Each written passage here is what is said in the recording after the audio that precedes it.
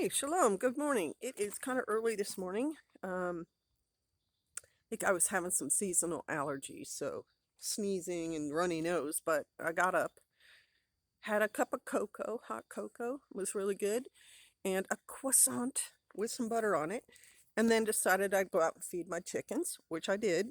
And on the way back, I checked on some of my grapes, and the grapes near the chicken coop are actually ripe. They're in the bag.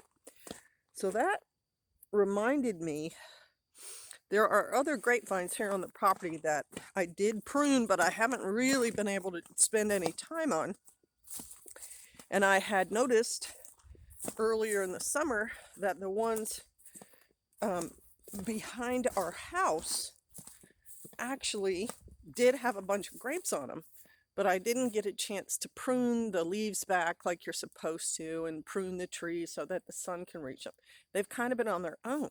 And what happened was, because of the drought, they actually became raisins. So, and naturally formed raisins. I don't think the shrinkage on these grapes is from bugs, because the bugs' shrinkage has a certain look to it, and these don't look like that. So I'm going to show you, I'm going to try to show you, I can do it this way. So I got that one in it. Yeah, let's try it that way. I can see it. Yep, there it is, right there. This one right here looks to me just like naturally dried. And the one next to it, let's see if I can get that guy in there. That one looks like possibly the bugs got at it. So what I'm going to do is I'm going to come out here and cut all the ones that are dried on the bunch and just keep them and try reconstituting them later in the winter time. So that is what I'm doing this morning. Yes, and someone else has come to check out the activity. How's that for an extreme camera angle? Now you can really take a peek at these things. And I'm just going to cut the bunches.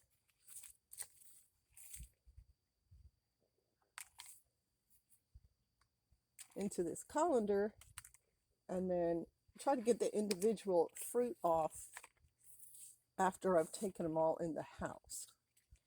So let's see if I can. There's some. Okay.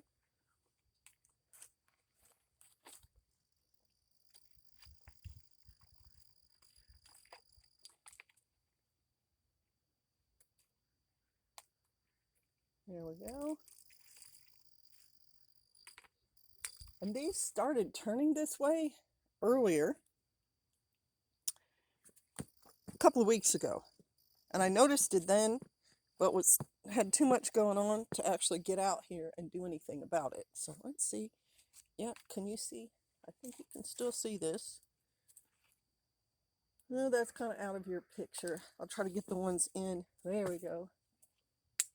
Just get an idea. And they are dark, which tells me they're ripe. These are muscadines.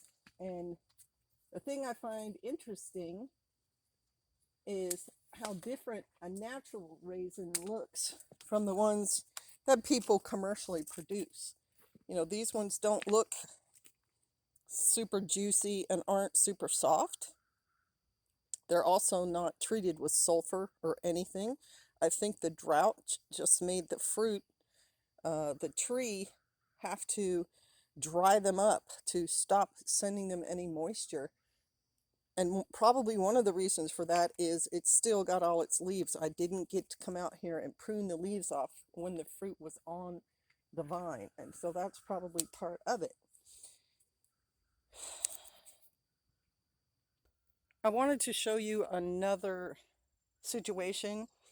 This is in the blackberry row, but there's also grapevines here. And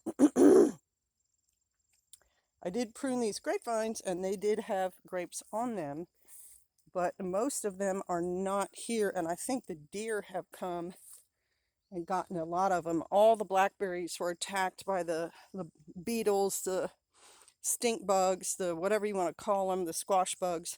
And so the blackberries, between that and the drought, are all dried up right here. But if you look right here, hopefully I'm showing you, yeah, there's a little bunch of grapes that are still intact. The dark spots means, you know, a bug has gotten to them, but this one is, let me try to get this thing. Here we go. This one is ripe, ripening, but it's not ripe yet.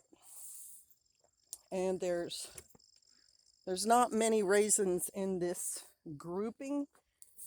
The grapevine ideally needs to be out of the blackberry bushes because there's too much growth in here. And I came and I cut so much of the grapevine back because so much of this growth is just extra. It's not actually fruit producing, and so it takes the energy of the vine. And Pastor said we're going to get the grapes completely out of the blackberry row this winter. So what I'll try to do is find where the base of the grapes is and dig that up and transplant it somewhere else where we can get the sun and the wind to, you know, be on it all the time instead of this mass of greenery. But here's another bunch I wanted to show you where this one is starting to ripen and the other ones are completely gone from the bugs eating them. So we're going to one more plant that was just full of grapes, and I think what happened to it is the deer probably ate a lot of the fruit because it was hanging pretty low. It was hanging low enough for me to reach it, even though the tree that it's attached to, the tree that it's supported by, is above my head. So let's take a peek at what's going on over here. Okay, so here's a lot of the grape bunches, but have just been, but have been preyed upon by the bugs that dry them up so badly like that. And I think a lot of them from the drought have just fallen off. So I was thinking I could get some raisins off of this one, but it doesn't really appear that there's too many left in a state that would make them useful. These two, maybe. Well, there you can see them. And then up in the taller branches, there are still bunches up there, but I think the bugs have devastated them, generally speaking, which is, you know, this is the first time this vine has produced in a place where we could actually see it.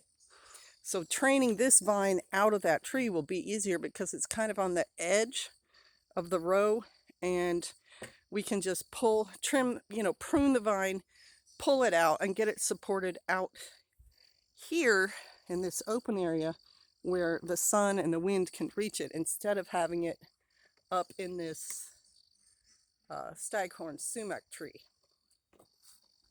And that's why you see rows of, like in wineries and stuff, saying pulling some more weed. It's because they get the vines isolated, then they can trim all the extra off and keep the bugs from being able to hide. You can get the bugs easier if you can see them, and that's why I did the couple of vines near the coop that way. And as a conclusion to the video, I'm going to show you how that worked. Oh man, I've heard these people have great big brown dogs here. I hope it doesn't eat me. All right, so here we are at the grapevines that I did get the bags on, that I did cut the leaves back and tend these, and look at the result. Here we go. Right there. You see that bunch? They're ripe. They have not been preyed upon because the bag kept those stinking bugs out.